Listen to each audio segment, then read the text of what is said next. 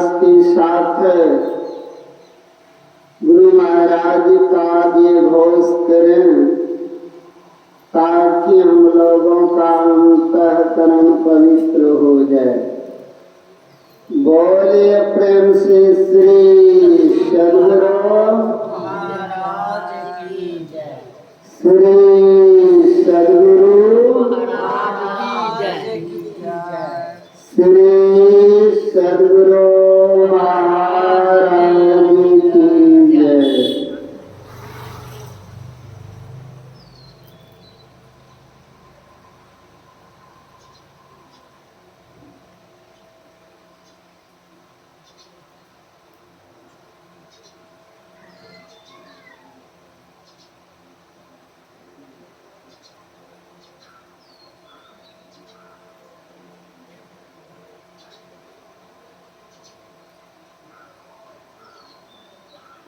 बंदं गुरुपद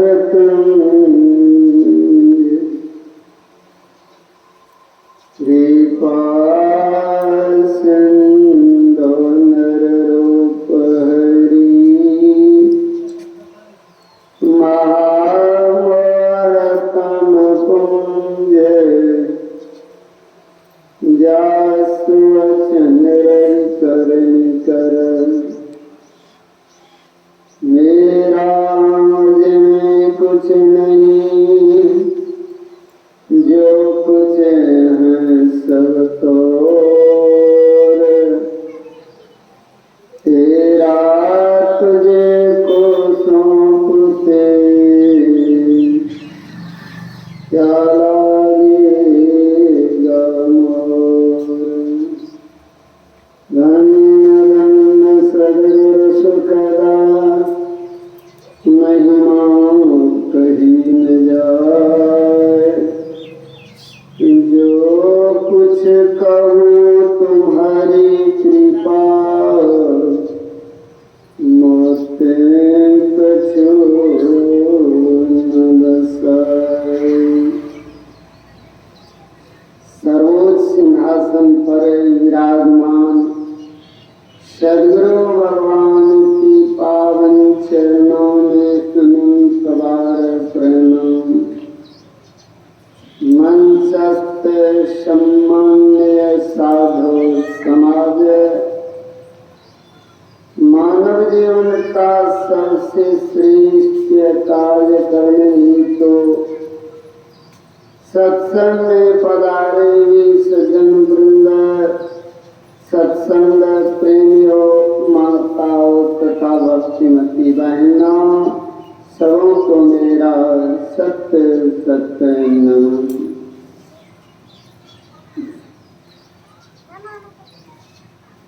आज हम सब प्रातः काल से ही इस ज्ञान की गंगा में अवगाहन करते हुए आ रहे हैं।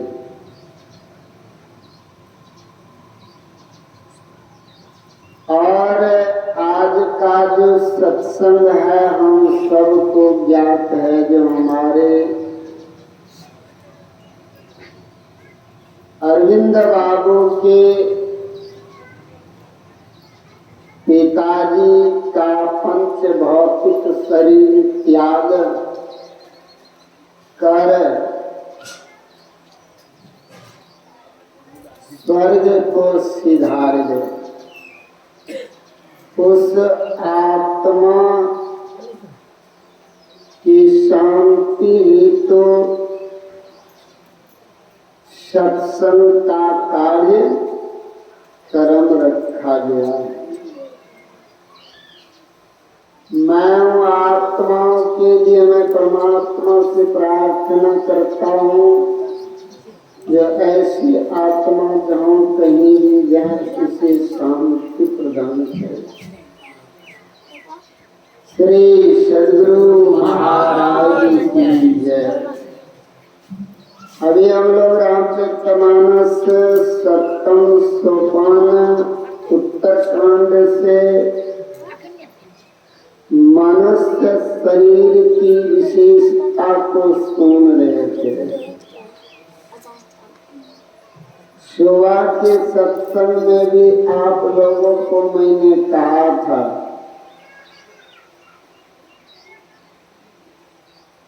भगवान श्री राम ने सृष्टि में 4 खाने 84 लाख प्रकार का शरीर बनाया। इन सब शरीरों से श्रेष्ठ मनुष्य का शरीर है। मनुष्य शरीर से भागवत भजन के द्वारा आत्मा और परमात्मा का मिलन होता, इसीलिए यह शरीर बड़भागी है। यही बात मर्यादा पुरुषोत्तम भगवान श्री राम अपनी प्रजा को कहते हैं, हे प्रजाओ सुनो, मेरी वचनों को आप लोग अच्छी तरह से सुनो। अगर मैं कहीं गलत कहता हूं तो मुझे बेहिचक आप लोग रोक दे। लेकिन प्रश्न है, भगवान जो भी कुछ कहेंगे क्या वह गलत कहेंगे? थोड़ी। अपनी प्रजा को जो कुछ भी कहेंगे सो हित की ही बात कहेगी। पिता अपने पुत्र को हित की ही बात किया करते हैं। पुत्र को लगता है मेरे पिता मेरे पक्ष में नहीं है, लेकिन कोई ऐसे माता पिता नहीं है जो अपने पुत्र के पक्ष में नहीं होते। जैसे माता पिता पुत्र को सुख प्रदान के लिए सारे सुख की द्वार को खोल देने के प्रयत्न करते ही रहते हैं, वैसे समझ लीजिए जीव आत्मा का भी पिता परमात्मा है। परमात्मा ऐसे सुख के लिए ये प्रबंध करते ही रहते हैं। इसलिए हम लोगों को चिंता करने की कोई जरूरत नहीं। वही जो राम रची रखा। ये भगवान श्री राम जो आज अपनी प्रजा को उपदेश कर रहे हैं, स्वराजत्व काल में कर रहे हैं। तब जब भगवान श्री राम ने राजा बन गए हैं तो अपनी प्रजाओं की देखभाल कर रहे हैं। इहलोक और परलोक दोनों को सुधारने की बात भगवान के मन में आई है। जिस राज्य का राजा राम हो उस राज्य की प्रजा कभी दुखी नहीं होनी चाहिए। गोस्वामी जी लिखते हैं, दैहिक दैविक भौतिक तापा राम राज काहू नहीं व्यापक। राम के राज्य में कोई दुख नहीं होता है। हाँ, सब कुछ बोल रहा है, बोलने दीजिए। आप वही देखते हैं, प्रवचन सुनने के लिए आए कि वही देखने के? श्री सदगुरु क्या सुना रहे थे आप लोगों को? राम राज काहू नहीं व्यापक।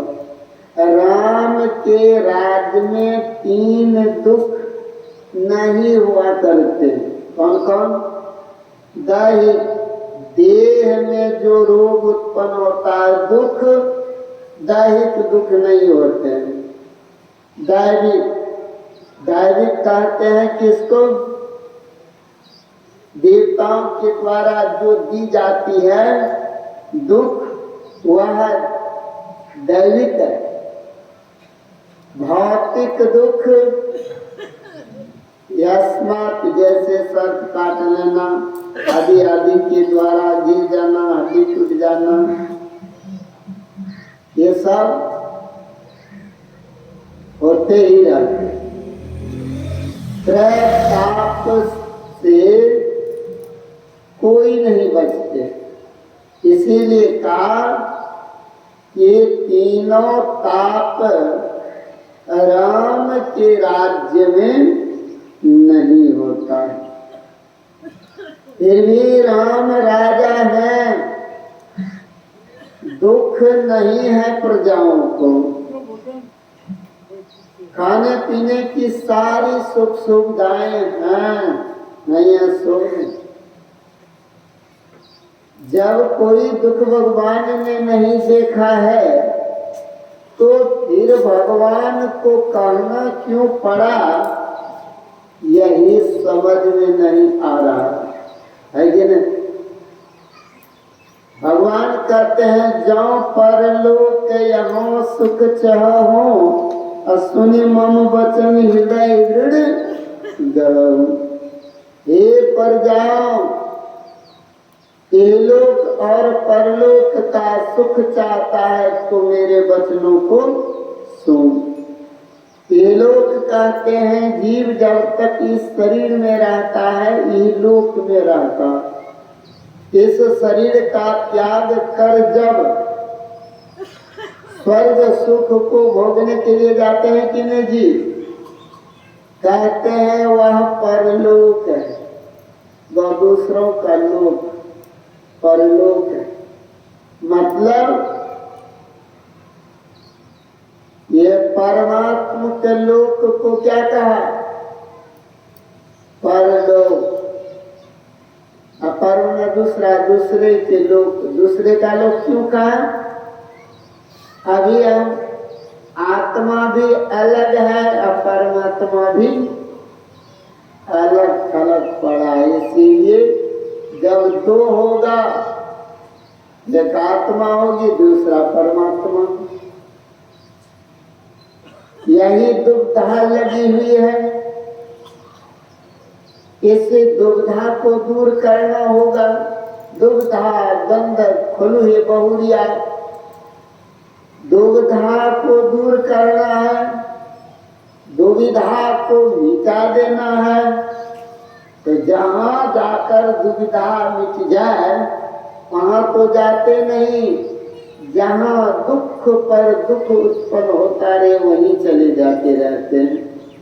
संत महापुरुषों के समीप जाने से दुविधा खत्म हो जाती है, दुख समाप्त हो जाता है। और वहाँ जाते ही नहीं, वहाँ जाते ही नहीं तो दुख हमारा कैसे समाप्त होगा, हम कैसे सुखी हो पाएंगे।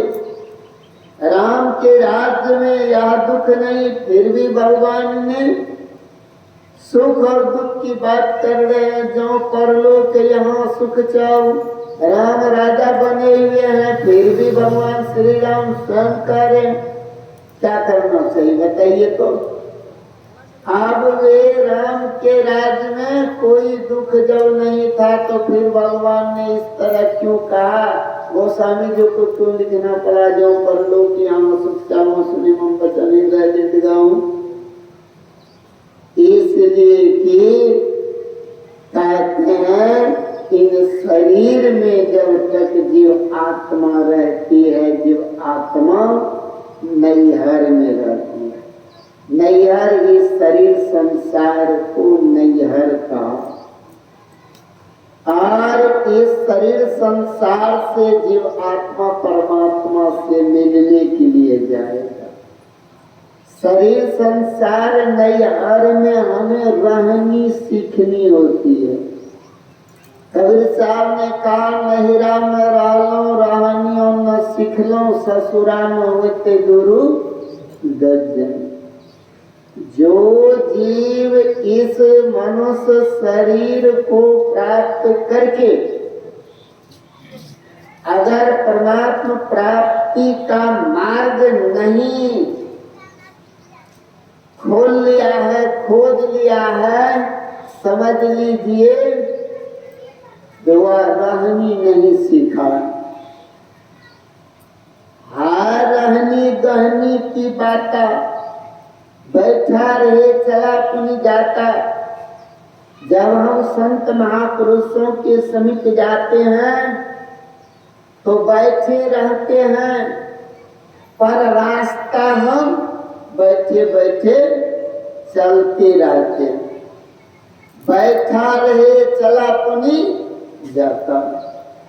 यही भेद सद्गुरु बतलाते हैं। इसी भेद से सब सुख का भंडार हम सबको प्राप्त होता। अभी वह भंडार में ताला लगा हुआ है। उस भंडार में ताला लगा हुआ, ताला को खोलकर तब उस घर में जाओ तो पता लगेगा जिस घर में बहुत सुख है, बहुत से सामान पड़े हैं, जो हमें चाहिए वही इस घर में बंद है। हमें क्या चाहिए वह विवेक होना चाहिए। हमें वही चाहिए जो हमारे हैं, और जो हमारे नहीं हैं ये हम लेके क्या करेंगे। यह ज्ञान सत्संग में होगा। इसीलिए भगवान श्री राम ने कहा परलोक और इहलोक। तो इहलोक हम लोग समझ गए, ये शरीर में जब तक आप रहेंगे इहलोक में रहेंगे। तो इन शरीर में रहकर हम रहनी सीखेंगे कि ना। इसी शरीर में रह करके हमें इस आत्मा और परमात्मा का मिलन कैसे होगा, वही संत सद्गुरु के समीप जाकर सीखना होगा। जब तक सद्गुरु नहीं मिलेंगे, आप सद्गुरु नहीं करेंगे तो आपको पता नहीं चलेगा जो हम मिलेंगे किससे। यही ज्ञान है।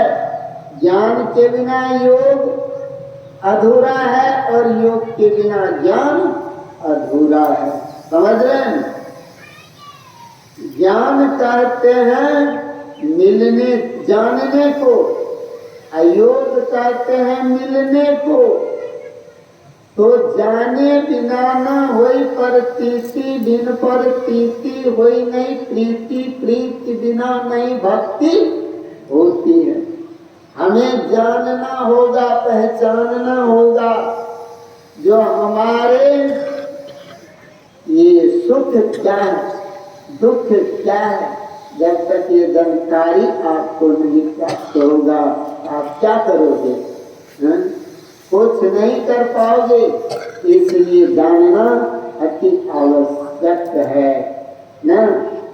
जान लेते हैं तो पहचान में आ जाती है। जब पहचान हो गई तब वह अपना ही अपना है, ये पराया नहीं। समझ में आ गई? ऐसे ब्रह्म परमात्मा ईश्वर का भजन करने के लिए हम सबको अंतर्मुख होना होता है। आज इहलोक और परलोक की सुख को भगवान श्री राम ने बतला रहे हैं अपनी प्रजा को। कहते हैं प्रजाओं सुनो, जो आप वह शाश्वत सुख चाहते हो वह इहलोक में नहीं ना। खोजना तो पड़े, बिना खोजे कैसे मिले? नहीं मिले। तो वह राम राज काहू नहीं व्यापार। राम के राज में कहते ये दुख नहीं है, फिर भी दुख हुआ तब तो भगवान ने सुख दुख की बात अपनी प्रजा को कहा है। तो हम लोगों को सुख समझ लीजिए, हम शरीर नहीं है, हम शरीर में रहने वाले। शरीर जड़ तत्व है, शरीर में रहने वाला चेतन तत्व, यही दोनों का जो मिलाप है, यही ग्रंथि ग्रह गांठ है। इसी को खोलने के लिए संत सदगुरु होते हैं, वेद बतलाते हैं। उस वेद को जान करके सारे गांठ को खोल लो, तब परमात्मा प्राप्ति होगी। इसलिए भगवान ने राजत्व काल में अपनी प्रजा को सुख पहुंचाया। जब राजा बने हैं तब उससे हम सबको पीछे चलना होगा। देखिए, एक बार भगवान श्री राम को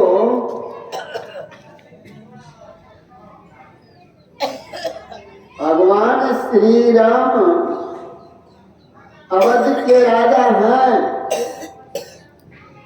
पर उससे पहले राज उनके पिता दशरथ जी चलाते थे। महाराज दशरथ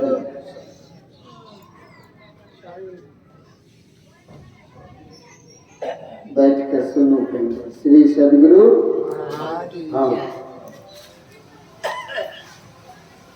महाराज दशरथ चलाते थे।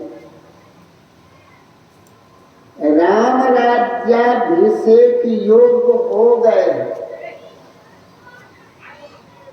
एक दिन राज्य सभा में आज महाराज दशरथ जी दर्पण मंगा करके अपने मुख को देखा। कान के ऊपर एक बाल सफेद हो गया था। क्या देखा? कान के ऊपर एक बाल सफेद हो गया। जब सफेद बाल को देखा तो उनके मन में हुआ सफेद बाल होना चौथापन का प्रतीक है। किसका प्रतीक है? चौथापन का प्रतीक है। चौथापन जब आ जावे मनुष्य शरीर की, चौथापन जब आ जावे तो घर में नहीं रहना चाहिए। अब कहाँ रहना चाहिए? जंगलों में, तपस्या में वह चौथापन बीतना चाहिए। अब समझ गया कि ना? लेकिन हम लोगों का तो पूरे केस सफेद हो जाता है और फिर भी जीवन हरी में बीतता बीतता है कि ना? हरी है।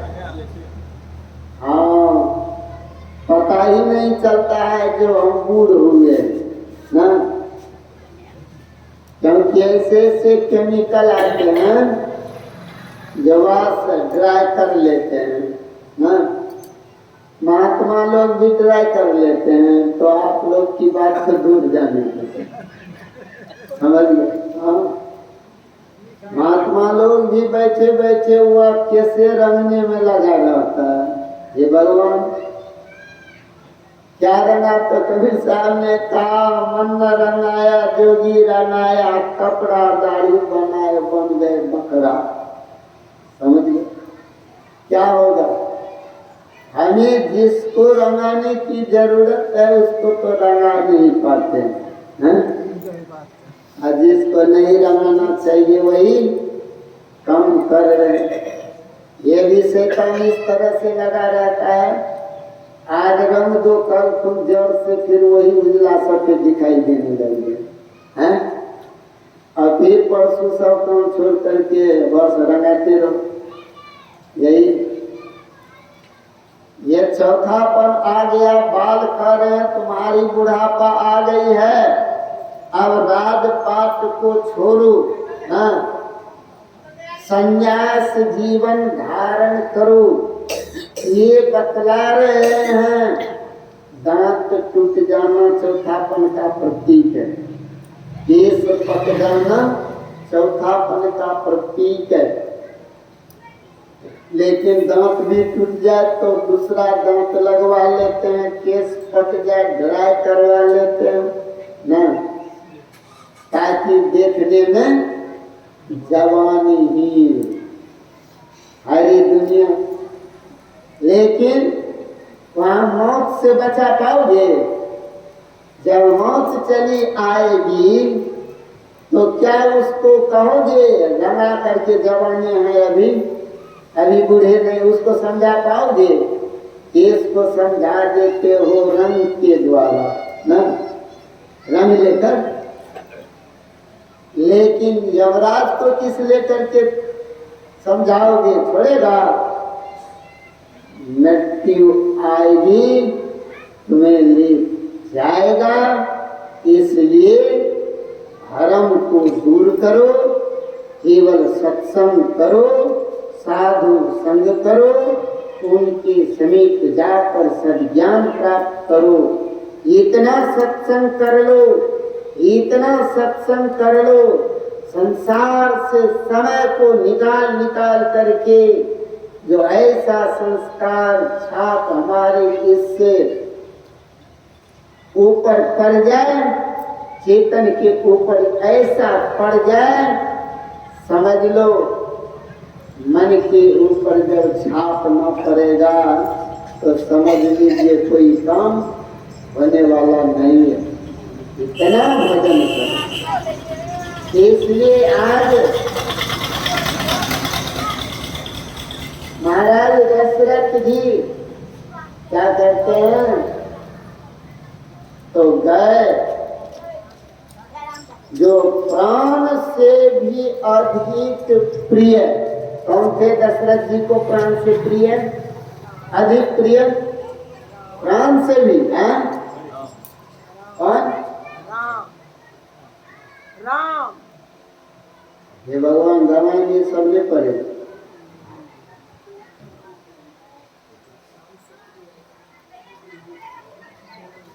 और देख लीजिए, सुन लीजिए।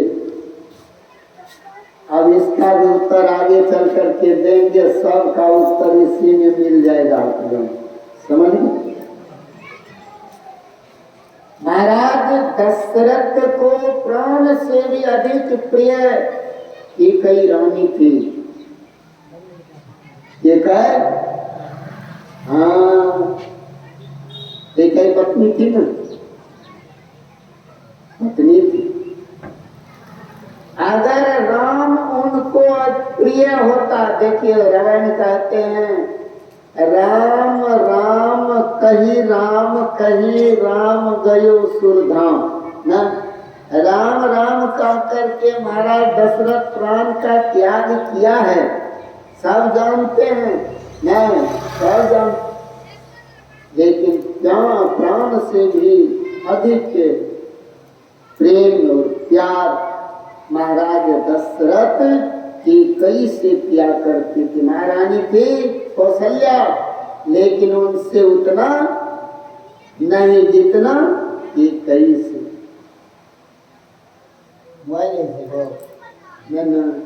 श्री सदगुरु।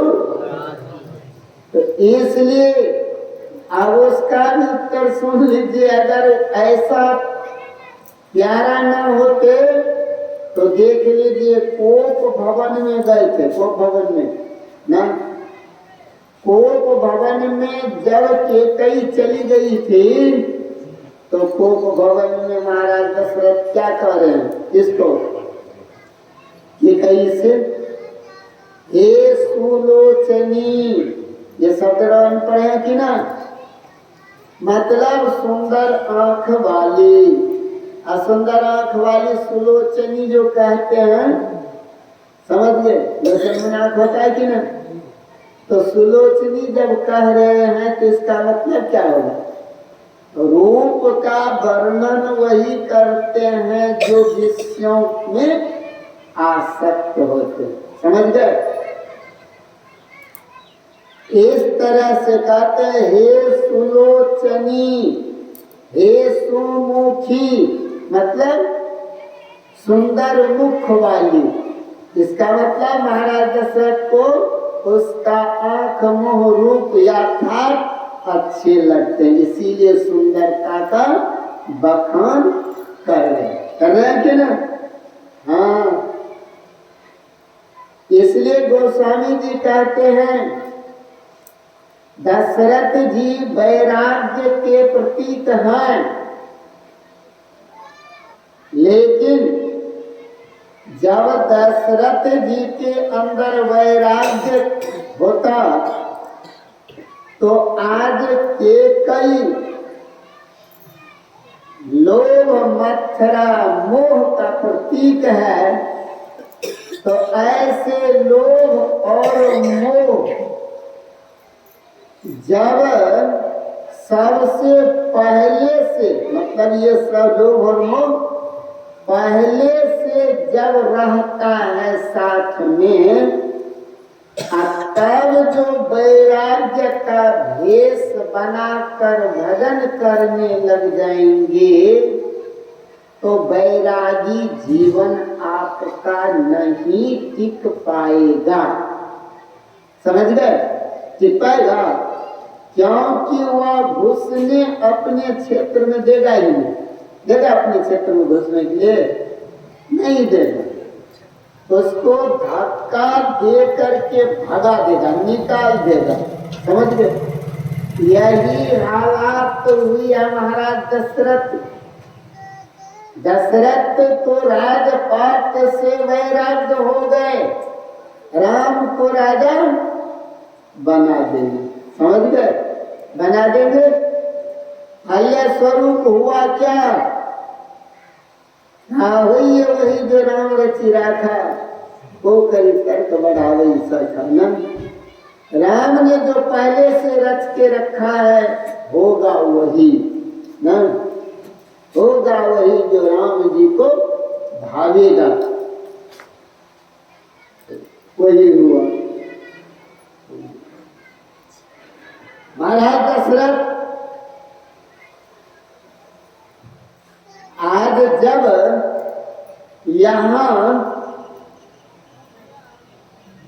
सब त्याग कर दिया, राजा बना देंगे, अब फिर भी आज कहाँ से वह लोभ और मोह आ गया जो कोप भवन में वह क्या कह रहे हैं?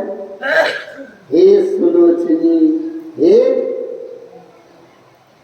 सुंदर मुख वाली, आज बखान करते करते राज्याभिषेक नहीं हो पाया। हो पाया? 14 बरस राज पीछे चले गए। चला गया कि ना? चला गया। इसलिए आप रामायण में पढ़ेंगे, आज वे ही महाराज दशरथ को जब केस देख कर पता चला मेरा चौथापन जब आ गया तो वे चले गए। कहाँ चले गए? केकई के पास, प्राण से भी प्यारे हैं। कहा केकई, अब मेरा चौथापन आ गया है, आ गया। अब मैं राम को राज्याभिषेक कर और स्वयं को वन चला जाना चाहता हूं। गुरुओं से आज्ञा लेकर इसको राज्य सिंहासन पर बिठा देना।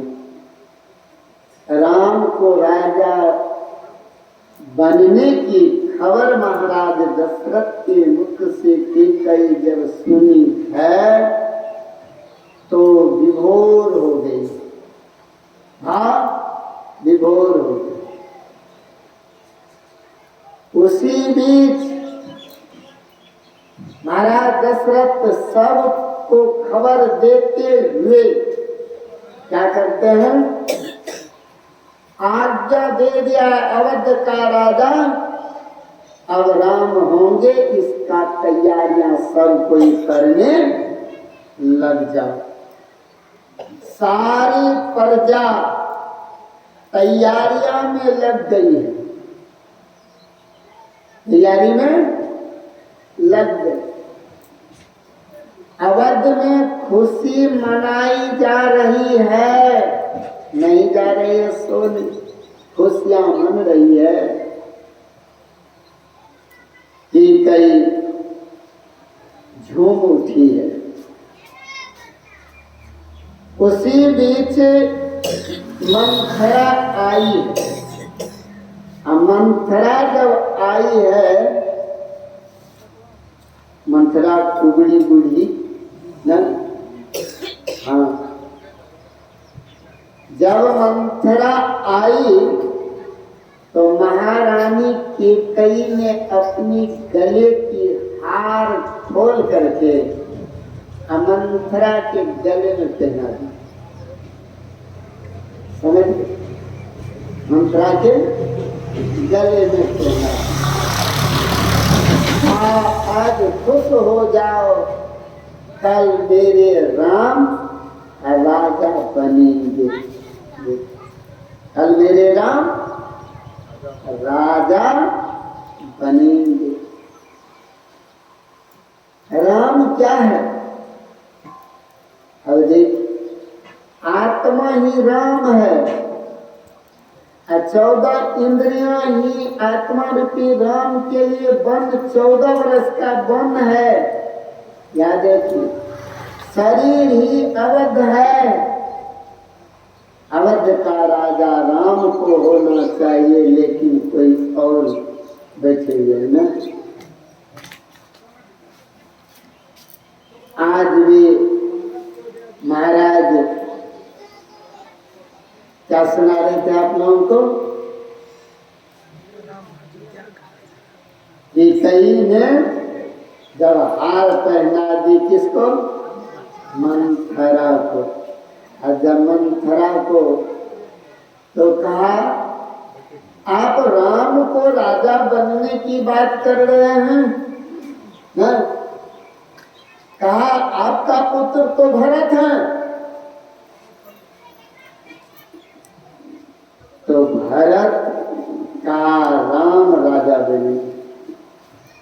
अब विचार करेंगे, जैसे का जो राम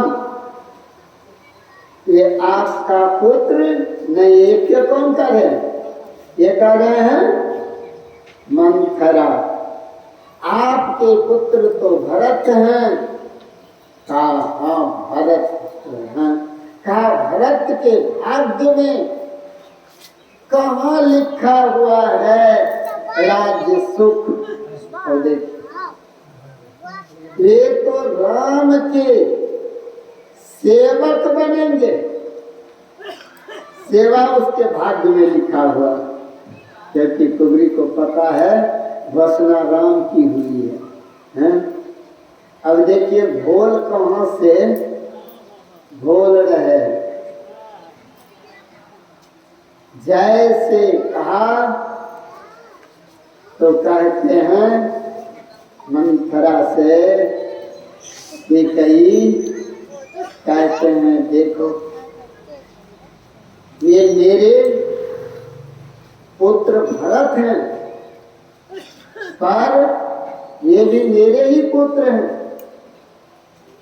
तो कहा आपके पुत्र में राजमाता और जननी में अंतर है कि ना? मंथरा कहती है जो आप जो अभी राम राजा बनेंगे तो आप के पुत्र आप जननी के माता नहीं बन पाएंगे ना, जननी नहीं कहला पाएंगे क्योंकि राम राजा। इस घोलने के लिए लोगों को तो क्या क्या करना पड़ जाता है, लेकिन वो घोल ही देते ना। कहा तू भी मुझे पुत्री की तरह पाली है। रानी बहुत एक बचपन में ही उनको साथ लगा दिया था, आए थे मंथरा देश से। हाँ, मंथरा देश आदि के कई देश से मंथरा आई हुई थी। तब जाकर जो कहा तो इनको तो लगा देती, लेकिन अभी तो 20 नहीं चढ़ा है ना, नहीं चढ़ा, इसलिए कहते हैं तो राम राजा होंगे। का आपका वह पुत्र नहीं है, का पुत्र मेरे वीर नहीं है, लेकिन उन राम मेरे पुत्र नहीं हैं, भरत मेरे पुत्र हैं, पर वे मुझे अधिक प्रिय है। राम राम का माता बनना ठीक है, पर राज्य माता बनना ठीक नहीं। समझिए कौन करे? केकई किसको? मंथरा को। तुम जो हमें ज्ञान दे रही है, जैसा ज्ञान, उसके आधार पर मुझे लोग राजमाता कहेंगे? नहीं कहेंगे। भरत मेरा बेटा है, वे राजा बनेंगे, तो हमको क्या कहेंगे? राजमाता ही कहेगा कि नहीं कहेगा? राजमाता कहेंगे। लेकिन आज राम राजा बनेंगे तो मुझे कौन क्या कहेंगे? राम। तो कहते हैं तो राम की माता जननी कहे जाओगे तो जननी तो कौशल्या का है। देखिए कहां से घुमा कर धर्म दे रहे हैं। कौशल्या है तो तुमको क्या मिलेगा? राम के तो माता का नहीं कहलाओगी। महाराज दशरथ कहते हैं राम और भरत दो मेरे आंख हैं। देखिए भरत, आज कहते हैं भरत और राम दो आंख, ये मेरे आंख हैं। एक आंख फूट जाए तो क्या कहेंगे? कान्हा कहे ना। दोनों आंख की जरूरत है, इसीलिए महाराज दशरथ को दोनों पुत्र प्रिय है। जैसे आंख दोनों सबको प्रिय होते हैं, वैसे ही महाराज दशरथ को भी दोनों। आज भी महाराज दशरथ जी क्या करते हैं? दशरथ जी तो संकल्पित है, घोषणा कर दी है, सब कुछ हो गया है। अब देखिए दैहिक, दैविक और भौतिक न, ये त्रैताप से जो कोई नहीं बचता है, वे कैसे कैसे वे सबके पास आ जाते हैं, जो किसी को पता ही नहीं चल पाते हैं कब आया और कब। इसका भान हम सबको होना चाहिए कि नहीं होना चाहिए? आज जैसे माता की कई कहते हैं राजमाता होने से अच्छा तो राम की माता होना ठीक है। किसी बीच देखिए होता क्या है, राम और भरत को लेकर के कैकेयी ने उन दोनों की परीक्षा समझ लो जो समझ लो। हाँ, राम राजा बनेंगे तो राजा को क्या चाहिए? राजा को भावुक होना ठीक नहीं है। संवेदशील होना राजा के लिए ठीक होता है। राम संवेदशील का प्रतीक है, लेकिन भरत भावुक का प्रतीक है। इसीलिए भरत को संत की उपाधि दी गई है। भरत को क्या दी गई है? संत की उपाधि दी गई है। और राम को भगवंत की उपाधि दी गई है। भगवंत की सृष्टि है, सृष्टि कर्ता को पूर्ण अधिकार सृष्टि पर है। उसके लिए न तो पाप है न ही पुण्य है। पाप पुण्य से वे परे है। इसीलिए पाप पुण्य से परे प्रभु परमात्मा श्री राम जो है उसे संवेदनशील का जो प्रतीक है, आज यही माता के कई ने क्या की है, तो उनको क्या किया, तो लिए चले गए धनुर्विद्या का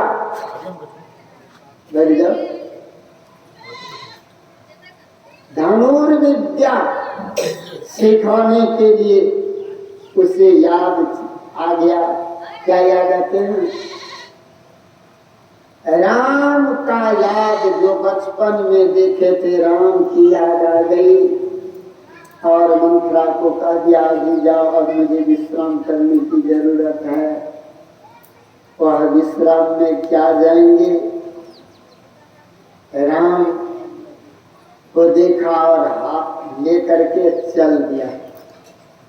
और जैसे गए हैं एक वृक्ष की डाली पर, क्या करते हैं, वृक्ष की शाखा पर एक नकली चिड़िया, मतलब काट की न चिड़िया, असली नहीं, वह बिठा दिया।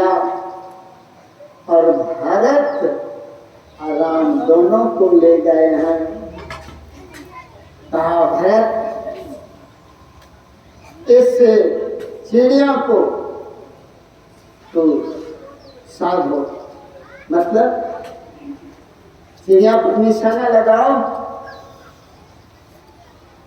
उन्होंने बाण तो हाथ में लिया और माता के सामने हाथ जोड़ करके कहते, हे माता, क्या दूसरों की प्राण को लेकर के हमें क्या मिलेगा, क्या पाएगा?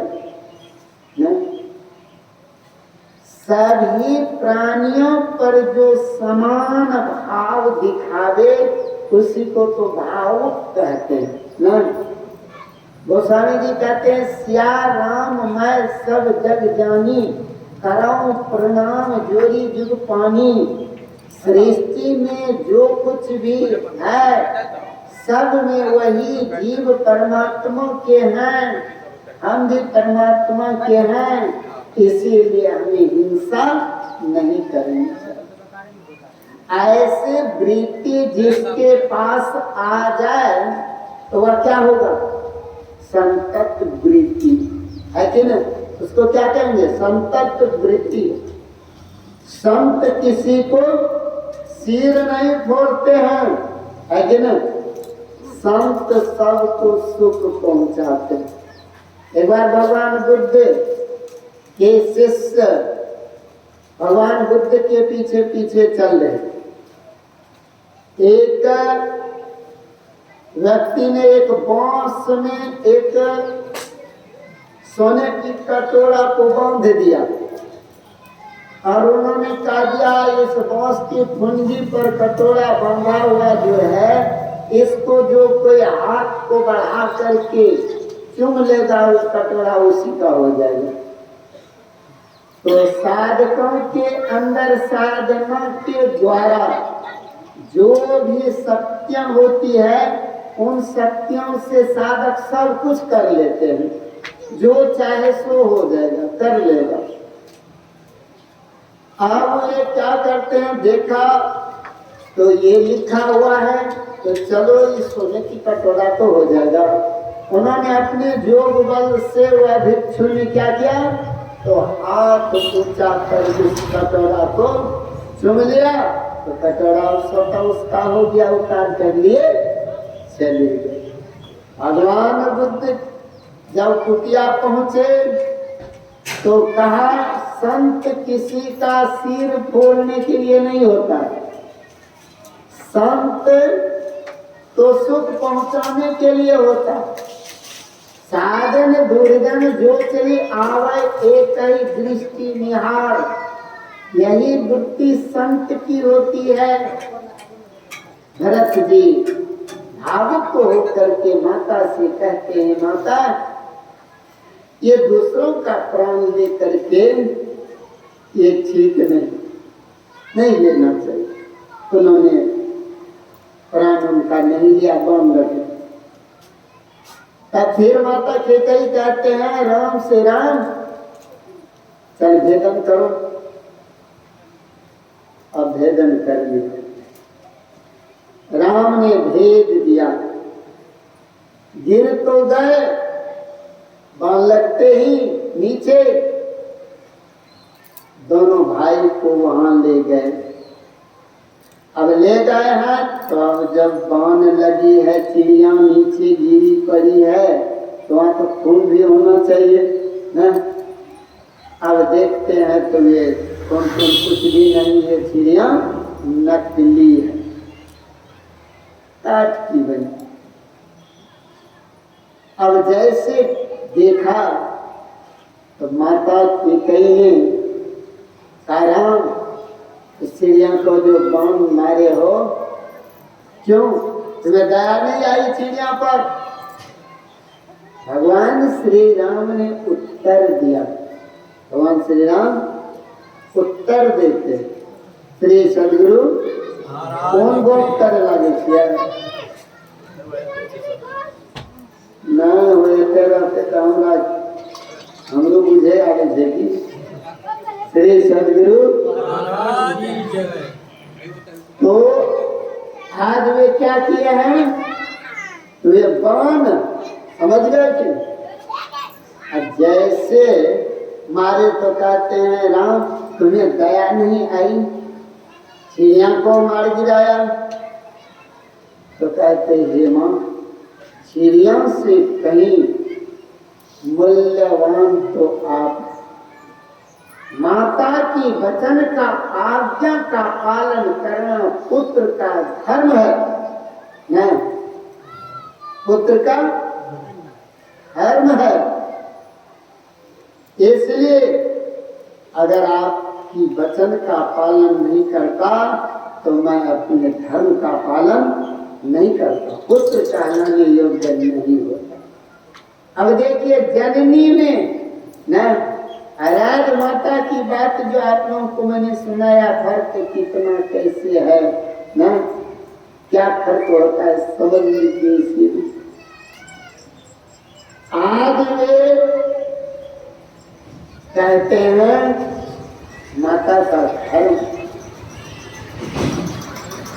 पुत्र का धर्म तो निभाना ही पड़ेगा। फिर भरत को ज्ञान हो गया, कहा माता मैंने तुम्हारी वचन की अवहेलना करके मैंने पुत्र धर्म को निभा नहीं सका, पुत्र धर्म नहीं निभा पाया, इसलिए माता मुझे क्षमा कर दो, ना मुझे क्षमा कर दो। आज जैसे कहते हैं मैंने पालन नहीं किया, मुझे क्षमा कर दो, उसी बीच अब भगवान श्री राम माता से गुप्त रहस्य, यही प्रसंग गुप्त रहस्य बातें करने लग गई। आज माते मैं जिसके लिए आया हूँ काम वही होना चाहिए, जो जिसके लिए बना है उसी को स्वभाव देता है। ऐसे भगवान राम किस लिए आए थे शरीर में? ऋषि मुनियों को सुख पहुंचाने के लिए कि दुख देने के लिए आए थे? दुख देने के लिए नहीं, सुख देने। किसको? ऋषि मुनियों को। कामा आज मुझे एक दान में कुछ आपसे मांगनी करनी है। मां मैं कुछ मांगना चाहता हूँ, क्या आप दोगी? कहा मैं राम के लिए तो प्राण तक भी दे सकती हूँ। किसने कहा? माता ठीक है राम क्या प्राण भी दूं? कहा माता सोच समझ कर वचन दो। आपने कहा जी प्राण भी देंगे, लेकिन बात ये है प्राण ही नहीं, तुम्हें विधवा भी होना पड़ेगा। विधवा भी होना पड़ेगा। कावे भी मुझे मंजूर है, लेकिन राम का वचन का अवहेलना नहीं करना। राम जो मांगे मैं वही करूंगा। अरे भगवान सब समझ रहे हैं हमें क्या करना है, क्योंकि इधर तो बसना हो चुकी है ना। राम राजा बनेंगे, राम ने सब उपाय लगा रखा है, नहीं लगाए सॉरी सब उपाय कर बैठे। अब ये क्या करते हैं? कामा तो फिर आप कहती हो प्राण भी, तो ये अवश्य वचन दो। हिमालय जब मैं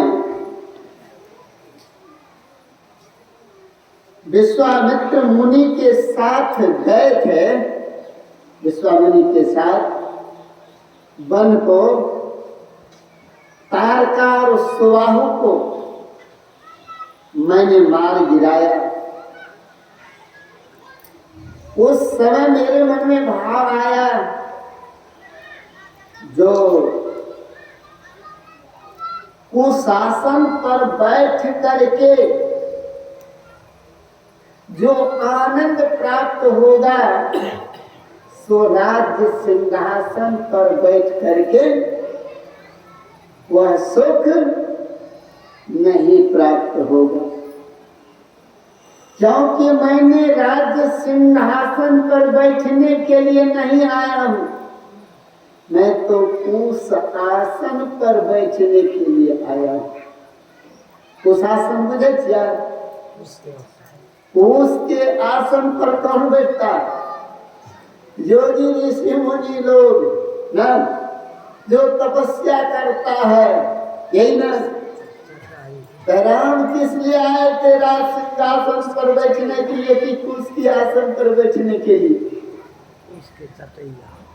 कुश के आसन पर बैठने के लिए, कुश आसन पर बैठने के लिए भगवान श्री राम जब आए हैं, तो राज सिंहासन उसको मिल रहा है, तो कैसे उस पर बैठेंगे?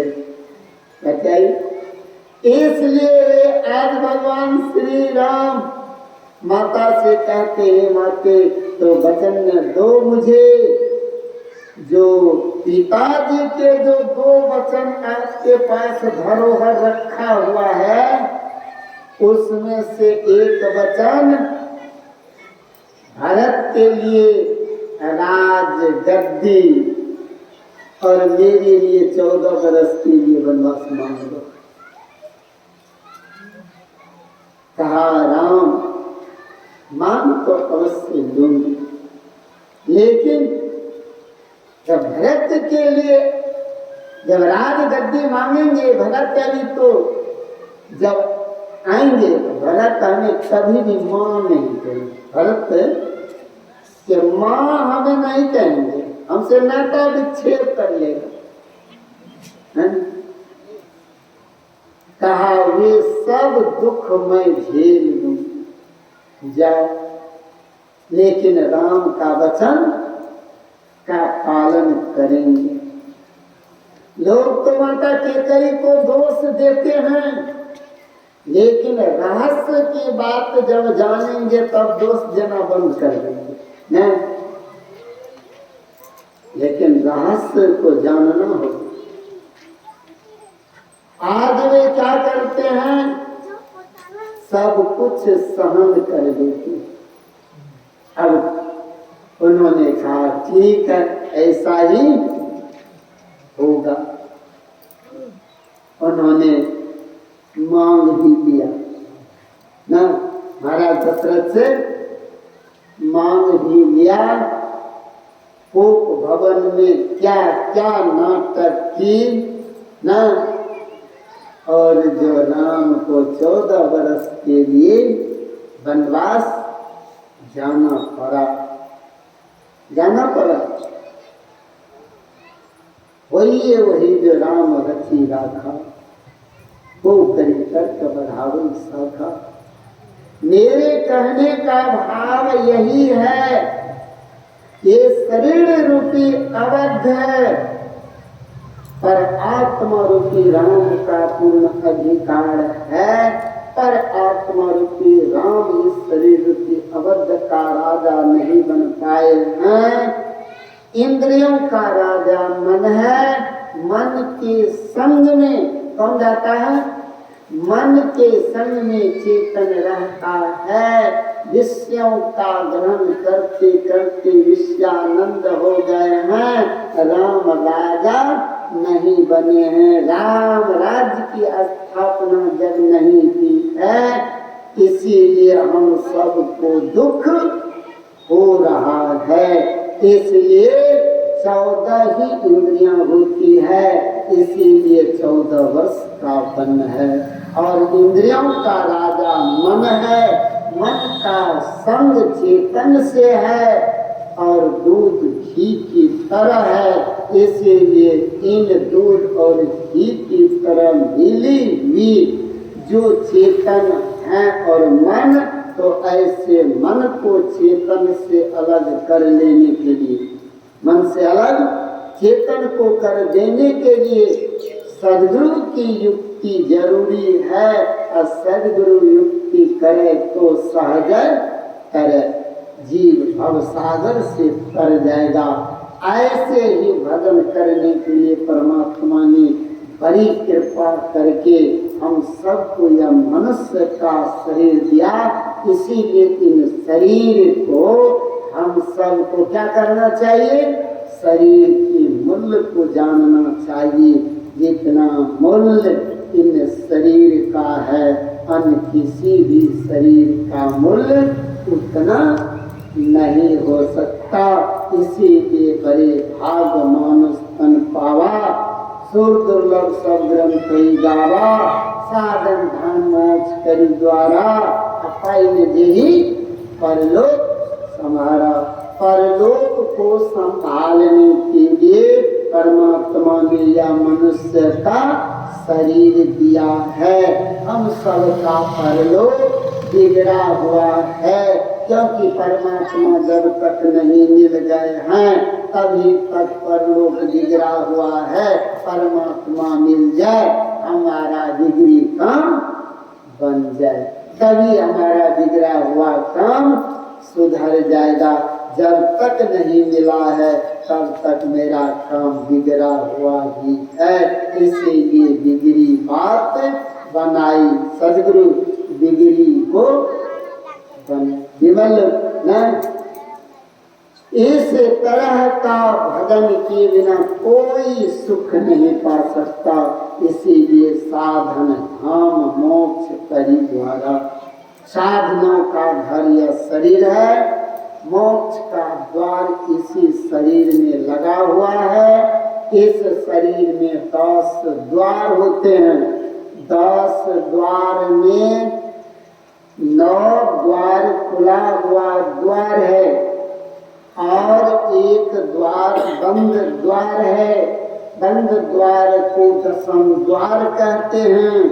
10म द्वार से ही जीव की मुक्ति होती है जब तक दसम द्वार नहीं खुलेगा। दसम द्वार बंद है, बजर किवाड़ लगा हुआ है।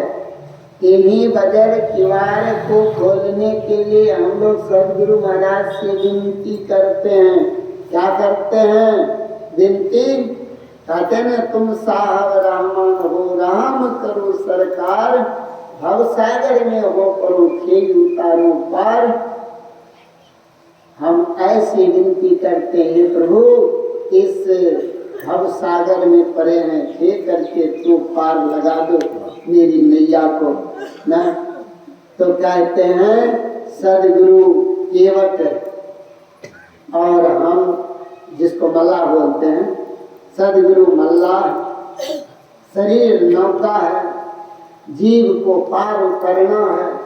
जब तक जीव सदगुरु के शरण नहीं जाता तब तक तो संभव ही नहीं है भव सागर से पार होने के लिए। गुरु जब खेवटिया है तो खेवटिया उसके पास ही नहीं जाओगे, नौका पर कैसे बैठोगे? नौका पर बैठ नहीं पाओगे तो भवसागर कैसे पार हो पाओगे? भवसागर जन्म और मृत्यु के दुख से कैसे छूट पाओगे? इसलिए हम सबको यही दुख का अंत कर देना है। इसीलिए साधन धाम मोक्ष के द्वारा पाए लेकिन परलोक को सुधारने के लिए दसम द्वार में जो बदर किवाड़ लगा हुआ है, हमारे गुरुराज पदावली में कहते हैं, गुरु बोलिए बजर कपाट अंधेरी सन्मुख की। समझ गए? इस अंधेरी कोठरी में बजर किवाड़ लगा हुआ है, दसम द्वार में इसको खोलो। तो कैसे? तो कहते हैं ज्ञान की चाबी लो। ऐसे अज्ञानता रूपी ताला को बजर किवाड़ कहते हैं। ऐसे ताला को खोलने के लिए ज्ञान की चाबी चाहिए। ज्ञान की चाबी क्या है?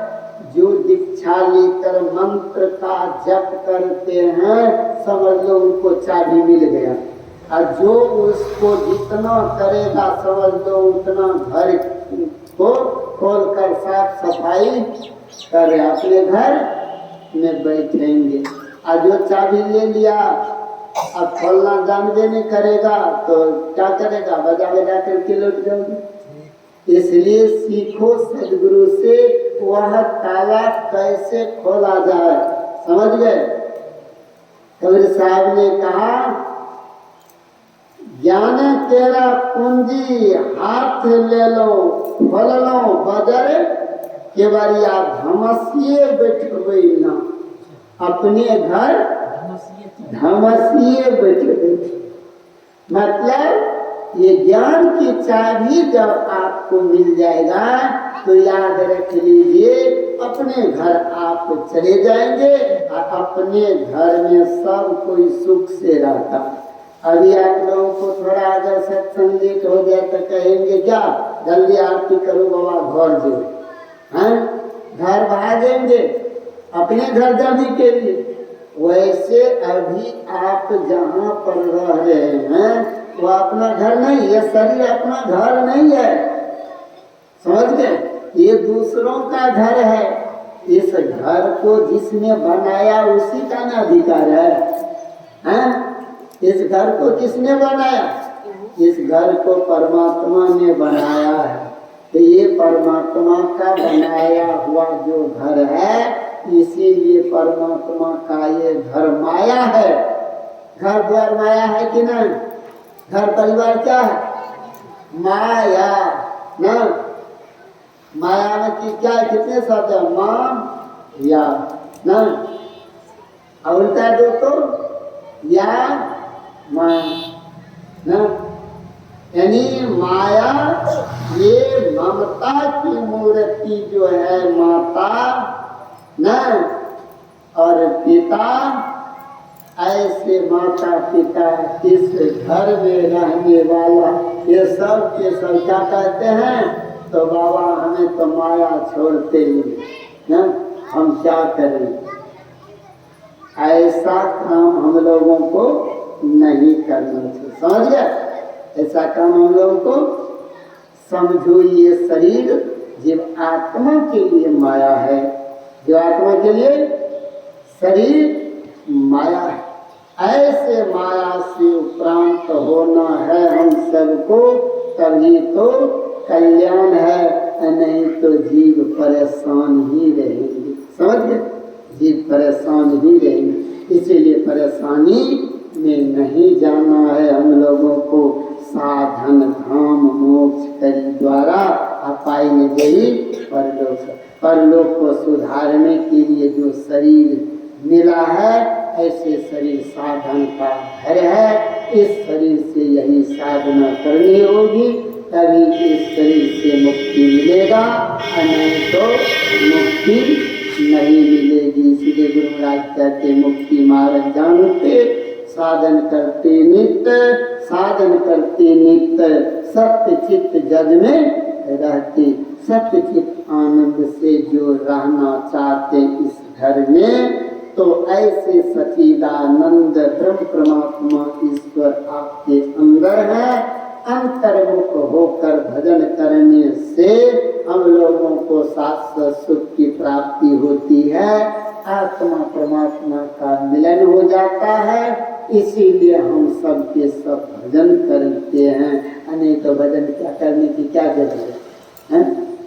इसलिए हम सब विषयों में मन को न लगा करके हम लोग को निर्विषय तक ब्रह्म परमात्मा ईश्वर तक जाने के लिए सद्गुरु से युक्ति जानकर करने लग जाए, तो समझ लीजिए हम लोग अपना काम करेंगे, नहीं तो अपना काम नहीं हो पाएगा।